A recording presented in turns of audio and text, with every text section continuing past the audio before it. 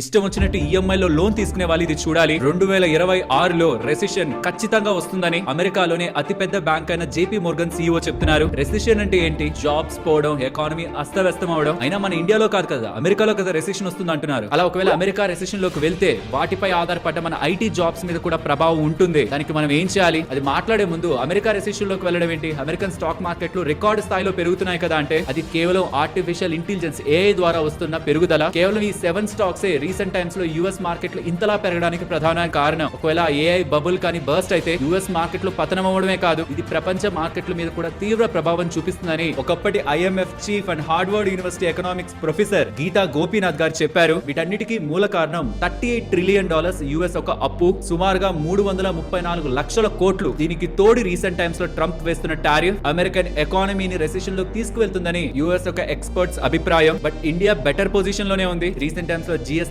Cuts and income tax పరంగా తీసుకున్న changes తో డొమెస్టిక్ కన్సంప్షన్ ఇంప్రూవ్ అయింది. అండ్ యుఎస్ లా ఇతర గ్లోబల్ మార్కెట్స్ లా ఇండియన్ మార్కెట్స్ ఏం దారుణంగా పెరగలేదు కాబట్టి యుఎస్ మార్కెట్స్ లా ఇండియన్ మార్కెట్స్ అంత బిగ్ క్రాష్ కు వెళ్ళావు. బట్ అమెరికానే రెసిషన్ లోకి వెళ్తే ఇంపాక్ట్ ఇండియన్ మార్కెట్ల మీద ఉంటుంది అండ్ జాబ్స్ మీద కూడా ఉంటుంది. కాబట్టి అన్నెసరీ లోన్స్ అండ్ ఈఎంఐస్ లో ట్రాప్ అవ్వకుండా 12 నెలలకు సంబంధించిన ఎమర్జెన్సీ ఫండ్ ని మెయింటైన్ చేస్తూ మీరుంటున్న డొమైన్ లో మీరు చేస్తున్న జాబ్ లో బెటర్ స్కిల్స్ ని ఎక్వైర్ చేస్తూ రెసిషన్ వచ్చిన మీ జాబ్ పోకుండా ఉండేలా ఇప్పటి నుంచే ప్రికాషన్స్ తీసుకోవాలి. మరి స్టాక్ మార్కెట్ లో పెట్టుబడులు వీళ్ళు గత 4-5 సంవత్సరాల నుంచి రెసిషన్ వస్తుంది, మార్కెట్ లో పడతాయని చెప్తున్న వాళ్ళే. కానీ అలా ఏమి ఇప్పటి వరకు జరగలేదు. మార్కెట్ లో టైం చేయడం ఎవరి వల్ల కాదు కాబట్టి ఎస్ఐపీలు ఆపద్దు. పెద్ద మొత్తంలో డబ్బులు పెట్టాలనుకుంటే ఈ టారిఫ్ రిలేటెడ్ గా యుఎస్ అన్సర్టనిటీ క్లియర్ అయ్యాక పెట్టడం మంచిది. జాబ్ చేస్తున్న మన వాళ్ళతో ఈ వీడియోని తప్పకుండా షేర్ చేస్తూ ఇన్ఫర్మేషన్ వాల్యుబుల్ అనుకుంటే లైక్ చేయండి. ఇది మన వాళ్ళతో షేర్ చేయడం మర్చిపోకండి.